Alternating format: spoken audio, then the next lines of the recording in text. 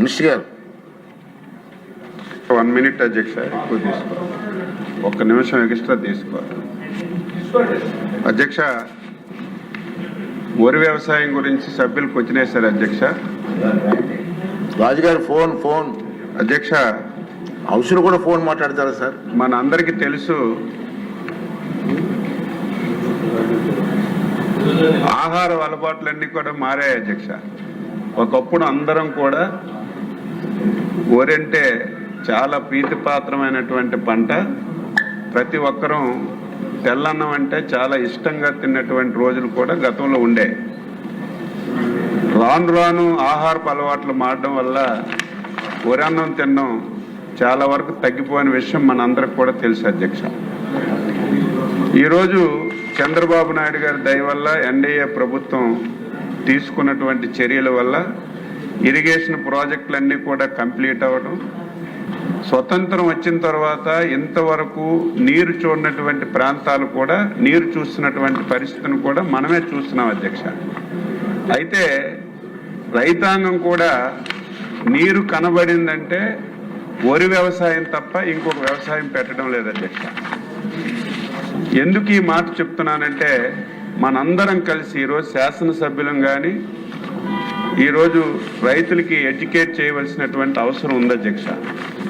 వరి వ్యవసాయం నుంచి క్రాప్ డైవర్షన్ చేయకపోతే ఈ నష్టాలు ఎప్పుడూ కొనసాగుతూనే ఉంటాయి.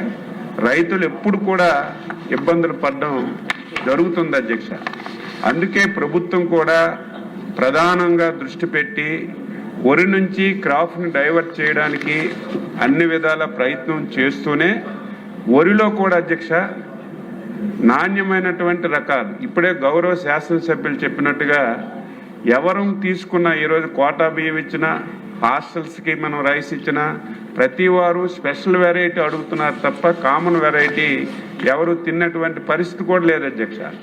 ఇంకొక దారుణమైనటువంటి పరిస్థితి ఏంటంటే, ఇతర దేశాలకి ఎక్స్పోర్ట్ చేయడానికి కూడా అవకాశం లేనటువంటి పరిస్థితి.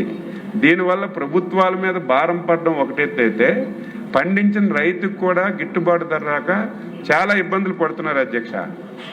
అందుకే మేము ఫస్ట్ పేజీలో చంద్రబాబు నాయుడు గారి నాయకత్వంలో ఏవైతే రాయలసీమ జిల్లాలు ఉన్నాయో అప్ టు ప్రకాశం జిల్లా వరకు ఒక 15 లక్షల హెక్టార్లలో క్రాప్ డైవర్సిఫికేషన్ చేయాలని చెప్పి ఒక ప్రణాళిక వేసుకున్నాం. దానికి హార్టికల్చర్ హబ్గా తయారు చేసి మొన్ననే ముఖ్యమంత్రి గారు చెప్పారు, నేను చెప్పాను, కేంద్ర ప్రభుత్వం 30,000 కోట్లు, ప్రైవేట్ విధానంలో 70,000 కోట్లు తీసుకొచ్చి మొత్తం హార్టికల్చర్కి తీసుకురావడానికి ప్రయత్నం చేస్తున్నాం. తప్పనిసరిగా కొన్ని ప్రాంతాలు వరి పెట్టారు అధ్యక్ష. ఈరోజు ఈస్ట్ వెస్ట్ ఉంది, పల్లం ప్రాంతాలు వరి తప్ప ఇంకొక ఆల్టర్నేటివ్ లేదు. కానీ చాలా ప్రాంతాల్లో మనం డైవర్షన్ చేయడానికి అవకాశం ఉంది. దయవుంచి శాసనసభ్యులు రైతులకి ఎడ్యుకేట్ చేయాలి, డైవర్షన్ చేసి అధ్యక్ష. ఒక చిన్న ఎగ్జాంపుల్ అధ్యక్ష, ఇది కూడా రైతులు తెలుసుకోవాలి. వరి అధ్యక్ష మనం పండిస్తున్నాం, సంవత్సరం అంతా కష్టపడితే ఒక ఎకరాకి 6,000 రూపాయల ఆదాయం వస్తుంది అధ్యక్ష వరి పండిస్తే. అదే మనం కంది పండించామంటే ఒక ఎకరాకి దాదాపుగా మనకి 26,000 వరకు లాభం వస్తుంది అధ్యక్ష, వ్యత్యాసం అధ్యక్ష.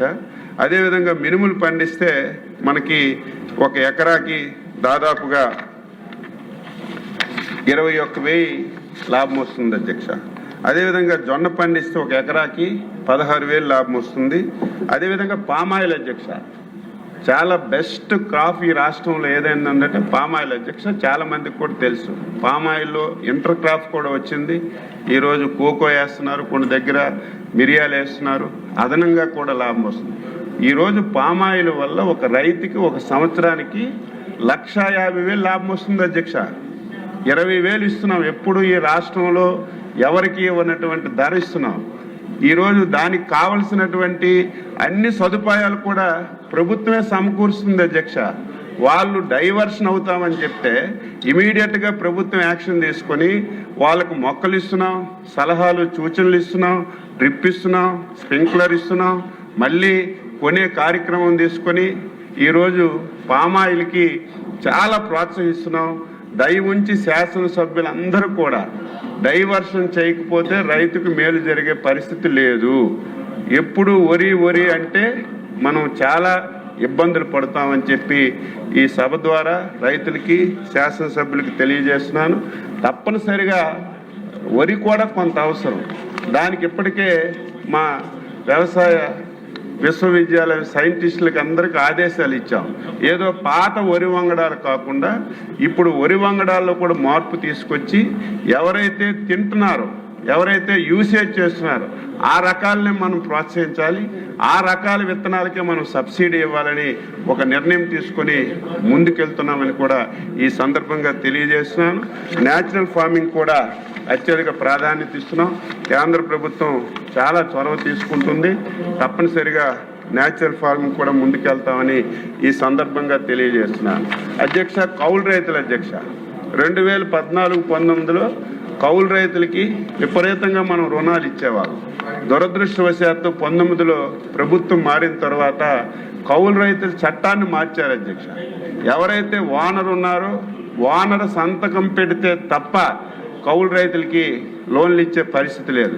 అయినా ముఖ్యమంత్రి గారు స్టేట్ లెవెల్ బ్యాంకర్స్ మీటింగ్లో స్పష్టంగా ఆదేశాలు ఇచ్చి దాన్ని మీరు దృష్టిలో పెట్టుకోకుండా ఎట్టి పరిస్థితుల్లో కౌలు రైతులకి తప్పనిసరిగా లోన్లు ఇవ్వమంటే ఈరోజు మేము 9.13 లక్షల మందికి ఈ CCRC కార్డులు ఇచ్చి 4,474 కోట్ల రూపాయల అధ్యక్ష ఆంధ్రప్రదేశ్ చరిత్రలో ఎంత కౌలు రైతులకు లోన్లు ఇచ్చినటువంటి సందర్భం లేదు. ముఖ్యమంత్రి గారు చొరవ తీసుకొని బ్యాంకర్స్ మీటింగ్లో బ్యాంకర్స్కి స్పష్టమైన ఆదేశాలు ఇచ్చి 4,470 కోట్ల రూపాయలు కౌలు రైతులకు కూడా లోన్లు ఇచ్చిన సందర్భంగా ఈ సందర్భంగా తెలియజేస్తున్నాను. అదేవిధంగా చివరికి అధ్యక్ష, ఇప్పుడే మన రామకృష్ణారెడ్డి గారు అడిగారు, క్రాప్ డైవర్షన్లో ఈ సంవత్సరం మొక్కజొన్న ఎక్కువ వేశారు అధ్యక్ష. విపరీతంగా మొక్కజొన్న క్రాప్ వచ్చింది. దీనికి కూడా 2,400 రూపాయలు ఇప్పటికే మనకి మద్దతు ధర ప్రకటించాం. అది కూడా మార్కెట్ ధర కొనడానికి ప్రభుత్వం పరిశీలన చేస్తుంది. అది కూడా ఒకసారి ముఖ్యమంత్రి గారి దృష్టిలో పెట్టి వీలైనంత తొందరగా అది కూడా కొనడానికి ప్రయత్నం చేస్తాం అధ్యక్ష. చాలా ఇబ్బందులు వచ్చాయి. మొన్న కూడా చెప్పాను, ఫస్ట్ టైం చాలా సమస్యలు వచ్చినా ఏ సమస్య వచ్చిందని పారిపోకుండా సమస్యను అడ్రస్ చేస్తూ రైతుకి ఎక్కడ కూడా ఇబ్బంది లేకుండా మొత్తం అన్ని పంటలు కొని రైతుకి న్యాయం చేయడానికి అన్ని విధాల ప్రయత్నం చేస్తున్నాం. అదేవిధంగా గౌరవ కామినేని శ్రీనివాసరావు గారు చెప్పారు, మనకి తుఫాన్లు వచ్చి చాలా వరకు నష్టపోతున్నాం. దీన్ని కూడా ముఖ్యమంత్రి గారు ఏం చేశారంటే ఫస్ట్ టైం 90% అధ్యక్ష ఆఫ్టర్ రబీ తర్వాత కూడా 90% రిజర్వాయర్లో నీరంతా కూడా ఉంది.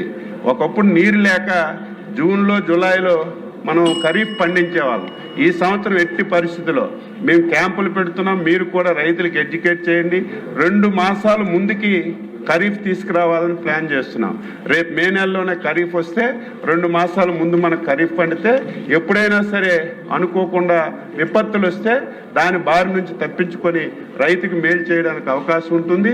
ఇరిగేషన్ శాఖ మేము కలిసి సంయుక్తంగా 2 మాసాల ముందుకే ఖరీఫ్ తేడానికి ప్రయత్నం చేస్తున్నాం. శాసనసభ్యులు కూడా మీ ప్రాంతాల్లో మీరు రైతులకు ఎడ్యుకేట్ చేసి మీరందరూ కూడా సహకరించాలని ఈ సందర్భంగా తెలియజేస్తున్నాం. క్వశ్చన్ నెంబర్ 199 అండి, దేవాదాయ శాఖ మంత్రి గారు.